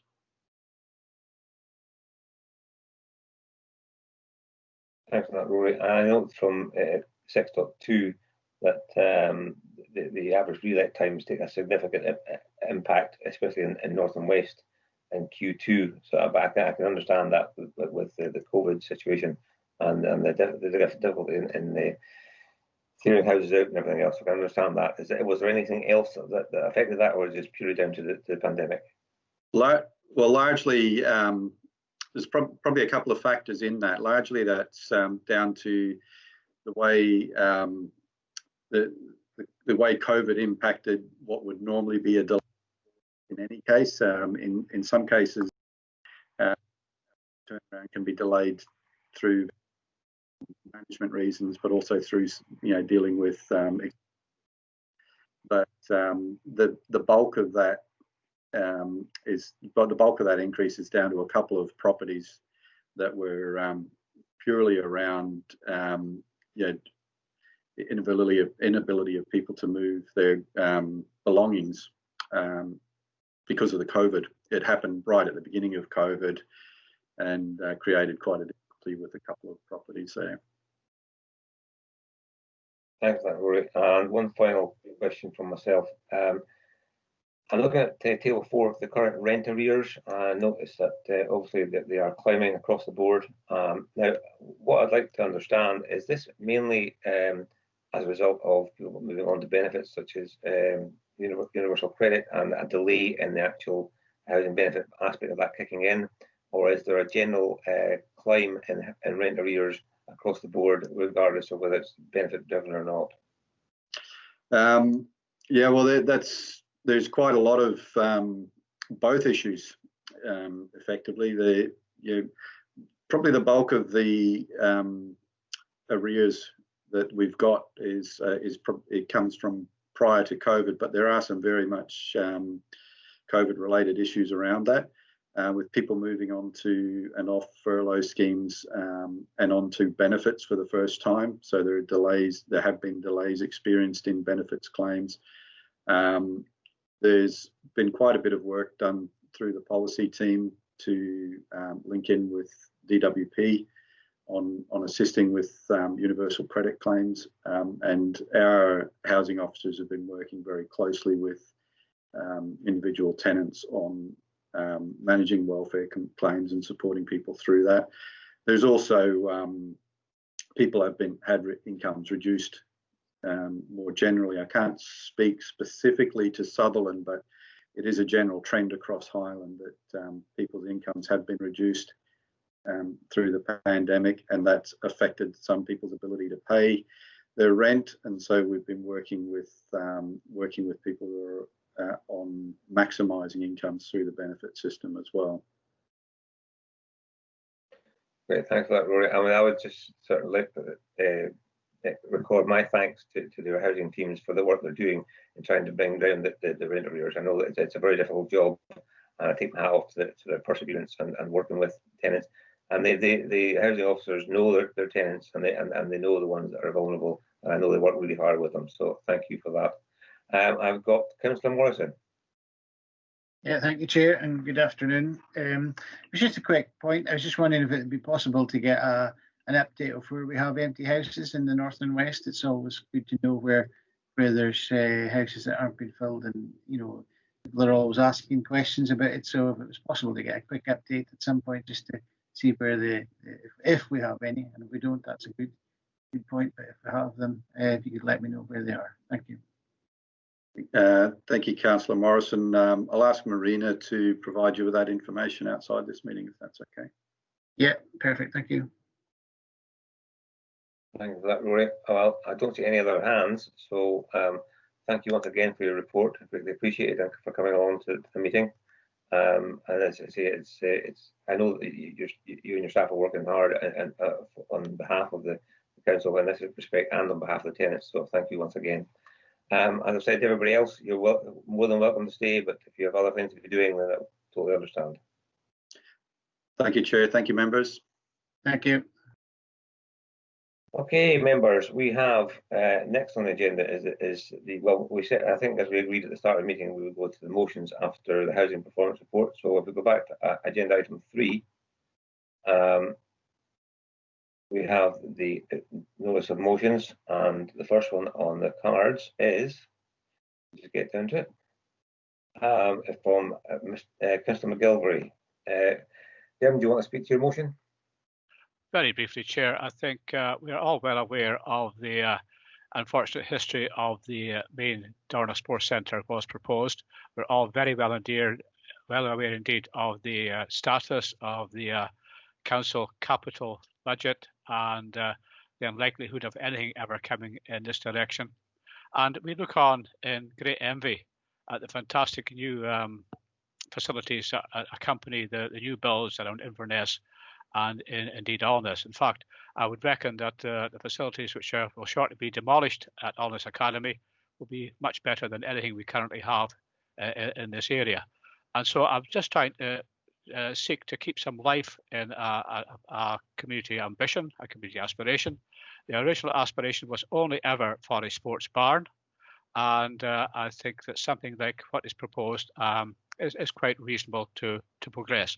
I would highlight the words of the leader of the administration at 12:29 last Thursday, when she said, "The council should get out of the way and support communities."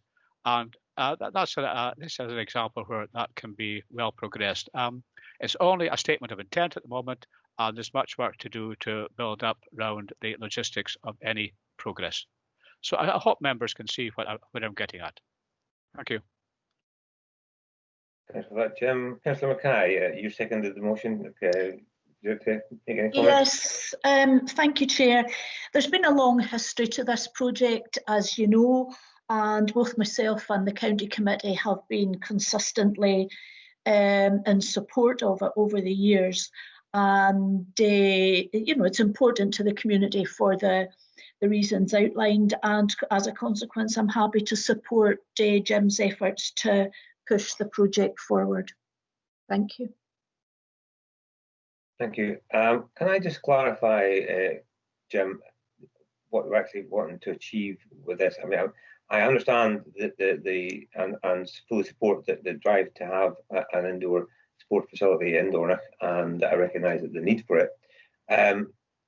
For the purpose of this motion, for the actual going forward for the council, bearing in mind that it would be something we'd have to speak to at full council.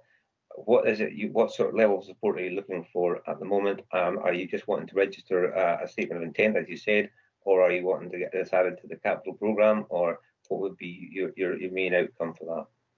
I think there's absolutely no future in having it added to the capital programme. It's just a support in principle of the concept. Okay, thank you for that. Would any other members like to make any comment on it? I don't see any hands. Are we all in? Oh, Councillor Morrison. Yeah, it was just lend my support to what Councillor McGilvery is trying to do for his own area. At the end of the day, that's, you know, we represent our own areas, and if we don't make a stance, nobody else is going to do it for us. So I'd just like to back him in what his motion is. Thank you for that. Thanks for that, Councillor Morrison. Okay, I mean, I don't see any other hands. Does anybody wish to make any amendments or propose any amendments, or are we all happy to support? I'll take that as a happy to support. Happy to support. Yeah, thank you very much indeed. Thank you. Okay, moving on to motion number 2. It's Councillor Mackay's motion, and do you want to speak to your motion, please? Yes, thank you again, Chair. Colin Simpson's presentation this morning was really helpful, and by and large I felt contributed to the issues, particularly when he made us aware of the document that's being launched today, which contains guidelines and some case studies, which I'm sure will be enormously helpful. So that really contributes to much of what I'm looking for, and will be helpful to our communities. So thank you. Thanks, Flat. You're right. Councillor McGilvery, you seconded the motion. Would you like to speak to it? Yeah, I think very much Colin has addressed a number of the issues, but these are at the moment are just words, and we just have to keep pressing to get the actual actions that lie behind the intentions. So it's a matter of keeping the pressure on Colin and the council in general to actually fulfil what they're setting out to do. Thank you for that. And I would certainly agree that we need to have some joined up thinking across all the different agencies to make sure that the provision of these facilities is there's guidance and recommendation that, as Deirdre has touched on before, a template, a virtual template on how to achieve it, what steps to take first and going forward. And I see that the council can certainly work with in partnership with various organisations to do that. Councillor Morrison. Yeah, no, I'd like to support this motion as well. I actually did raise it at the Tourist Committee meeting, and I think that's maybe where Colin had gone to SEPA and Scottish Water to see, you know, what the future planning is for especially for the chemical waste and things like that. So, no, really happy to support this. Thank you. Okay, that's fine. I don't see any dissent and no other hands, so I will all prepared to support this. I said,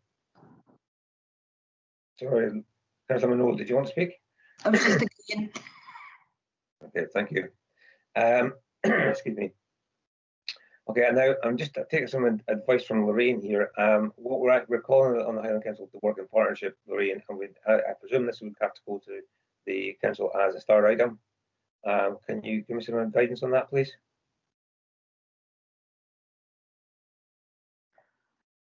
Well, I think for this recommendation, I think Councillor Mackay has said that what the document that Colin has will really fulfil what she's looking for here. Is that correct, Councillor Mackay? Yes, it is, and combined with the bid to the Crown Estates Fund to take forward plans for a network. So the combination of both does indeed fulfil what I was looking for. Okay, so I think they're slightly ahead of already what Councillor Mackay wants.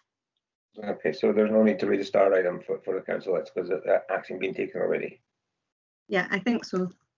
Okay, so we're just prepared to note this and offer the support of the county committee towards it. Mm-hmm. Okay, thank you for that, Lorraine. Appreciate it. And I'll go moving on then to motion number 3. Again, that's Councillor Mackay. Do you want to speak to that? Yeah, Jim and I, as you can see, had a very busy day the other week.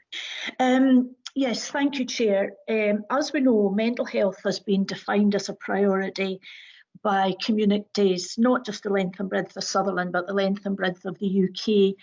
And particularly things have been exacerbated by COVID. And I think it's particularly telling that mental health has cropped up in our discussions this morning. Particularly, we heard about the impact on pupils' learning and their well-being and the well-being of teachers. But we also heard about the efforts and the resources and the funding being made available to support people. We know that the challenges people are struggling with range from isolation and loneliness, but right up the scale to the most extreme of mental health challenges. So there are things happening in the short term, but we need to have a better idea of what we actually require in Sutherland for the longer term. We need a plan. Simon referred to the resources that are available, the counselling services and the mental health money. But he alluded to the lack of services to buy in. So, you know, this is what we need to get in and about and around. And Councillor Munro, she also portrayed where we are as an opportunity, and she's absolutely right. We need to dig down, drill down to get a deeper understanding of the range of issues facing our communities in Sutherland, and we need to have a fuller and a wider understanding of the support that is currently available, how we can make the most effective use of that, where the gaps are and how we can best fill them. Now, on the 18th of December, the Community Partnership is meeting, and we have with us Cathy Steer, NHS Highland's Head of Health Development, and Cathy has undertaken a piece of work on behalf of the CPP to work with communities to better understand their needs in terms of support for mental health, what is existing locally, what are the examples of good practice, and once again, where the gap and where the need is. So Cathy's coming along to the Community Partnership on the 18th. We will also have with us Pam Dudek, the new Chief Executive of NHS Highland, and Pam's own background was in mental health nursing. So it's a real opportunity having partners and communities round the table to have a helpful and hopefully a constructive and effective discussion on how we can support our communities now and into the future. And I look forward to my colleagues' contributions on this issue. Thank you, Chair. Thank you, Deirdre. Councillor McGilver, you seconded the motion. Would you like to make any more further comments? Just to further endorse Councillor Mackay's concepts, this is an issue which needs to be highlighted and pursued.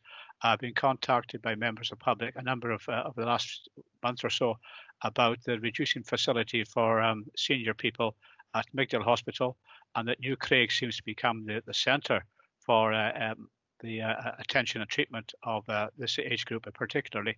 So I welcome the cooperation that Deirdre suggests with the Community Planning Partnership and NHS to pursue and firm up on what we need to do in this area of interest.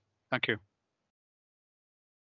Thank you for that. From my own perspective, I think working with the Community Planning Partnership is an ideal way to link into other voluntary organisations across Sutherland that are already doing things to support people who are in isolation and suffering from mental health issues. And I know that some development trusts are working on that as well.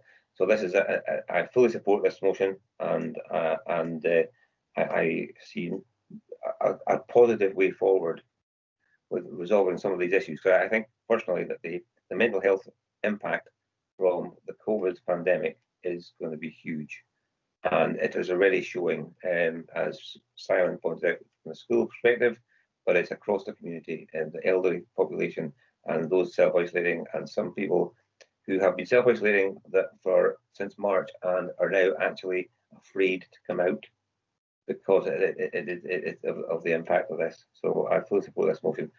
Does anybody else have any comments they want to make on it? Councillor Munro. The money for schools counselling and this for the foreseeable is year-on-year funding that will come forward. The mental health funding, I believe, is also coming forward next year, but question mark over that until I check my facts, but I believe it's coming forward next year as well.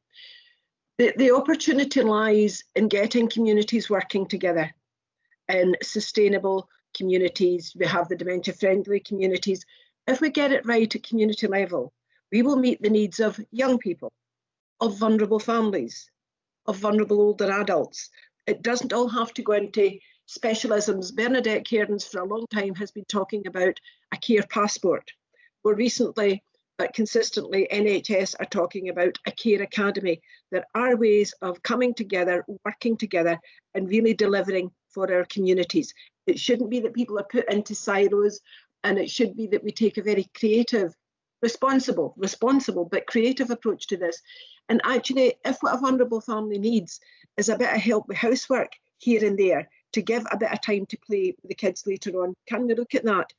If it's parenting skills that are needed, children spend more time, or should spend more time with family than anybody else. So if it's parenting skills that's needed, could we look at that and not get too tied up? A lot of this is within our gift. Certain things are restricted. But I think we have the responsibility and the duty to look to see just how creative we can get working through the third sector, yeah? And that's what I'd like to see us do. Make the very, very best of this. Thanks. Thank you, Linda, and I totally agree with your comments. Okay, I don't think there's any dissent on this particular motion. I think we're all in favour of it. So I take it we'll just agree to support it, and we'll move on to motion number 4, which I think is also Councillor Mackay. Councillor Mackay, would you like to comment? Thank you, Chair. Yes, I'm conscious of the connectivity issues we endured at the beginning of the meeting, but things have gone very smoothly since. Chair, this motion is about Sutherland competing and succeeding in the workplace of the future. COVID, as we know, has changed the world and had unintended consequences the way we work and we live our lives. Lockdown led to significant numbers of people working from home, and a significant proportion of these people have the ability to work anywhere as long as they have access to a laptop and Wi-Fi. So you can be wherever you want as long as you have a Wi-Fi connection. So this presents the opportunity to work online and travel, to have more freedom, flexibility, and a greatly improved work-life balance. Now, Arctic Digital Nomads, it's a collective of a network of remote rural communities working together to promote co-working and co-living, and it includes Iceland, Greenland, Faroes, Norway, and other countries around the world. But in terms of rurality, they probably reflect Sutherland more appropriately. Accommodation is provided in hubs, which take many forms, from lodges accommodating 10 to 15 people to smaller, more modest accommodations. And digital nomads themselves take many forms. They can be company employees, freelancers, entrepreneurs, or former 9-to-5 workers. They can be architects, consultants, online business people, developers, but a common denominator is that they are usually young, in their early 20s. Digital nomads can stay in an area for as long or as short a period as they choose. So it may be a break, 1 or 2 weeks, to a few months, or even years. Now, I think of particular relevance to Sutherland is that communities of between 200 and 300 people have co-working, co-living lodges accommodating between 10 and 20 people. And that is really significant to a small community. So my objective is to promote Sutherland as a destination of choice for people who can work remotely, folk who are able to leave the conventional work environment, who can work from their laptops anywhere in the world, and who can thrive in a new remote community. There are so many reasons to come to Sutherland, and few places are more beautiful than our county. We have so many qualities and attractions: peaceful environments, the coast, the hills, a huge range of activities and outdoor pursuits readily available. Folk can surf, they can walk, they can climb, they can watch nature, they can play or listen to music. And despite its challenges, we do have Wi-Fi and connectivity is improving all the time. So Sutherland is ideally placed. Losing young people is a priority of ours as they move elsewhere to study and work. So this is a real opportunity to attract into the county young go-ahead youngsters with so much to offer. We have seen this year a record number of staycationers visit Sutherland, and every sign is that this will continue. More people than ever are seeing the beauties and the qualities of Sutherland, and they want to come back. So why not return, not just a holiday, but to live and work? There is no question that technology will continue to shape our environment and the way we live and work. It simply is blurring the lines between work, life, and travel. So we can attract folk from all over the world and support our local communities to flourish at the same time. So colleagues, I seek your support for this motion. Thank you. Thank you for that, Deirdre. Councillor McGilvery, do you want to add anything to that? Deirdre has provided a very full explanation of what's involved. I found the concept of Arctic digital nomads very intriguing indeed, and anything that can be done to boost the economy of this county and to try and retain young people has my fullest support. Thank you for that, Tim. As far as this is concerned, I think the access to the internet is crucial to the further development of the county, and it's key to the economic improvement and diversity of the area. What I'd just like to maybe, if we could just add a little bit and say that we were looking at working along with the community planning partnership again, because again I think this fits in with the community planning partnership, and in particular working with the development officers that are working from the Sutherland hub. Because I think that they might be able to take this on a bit for us and offer some guidance on how we actually push it forward. So if we're happy to go with that, then I'm happy to support it anyway. But I think if we expand it a little bit to just to add that to it. What's your thoughts on that, Deirdre? Yeah, no, very, very happy to include that, Richard, in terms of a conduit to get things moving. Yes, I think that they have the resource there, and I think if we can tap into that resource, then that might actually allow us to do it. Because without that resource, we may struggle to get going, because we'd be dependent on what's happening with the R100 program and things like that. So I think if we focus on Sutherland by using that resource or linking in with it and working in partnership, I think that would be driving it forward. Happy to do so. So on that basis, are we happy to approve, members? Approved. Agreed. Agreed. Thank you very much. And that brings us to the end of our motions. So next going on the agenda, we have the Dornoch Common Good Report, and Phil is going to walk us through that. Are you okay with that, Phil?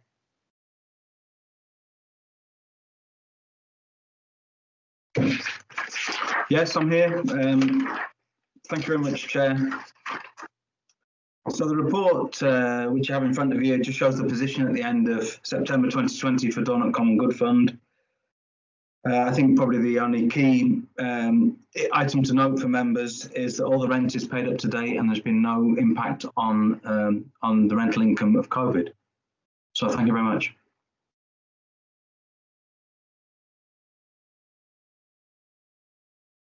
Short and sweet, Phil. Thank you for that.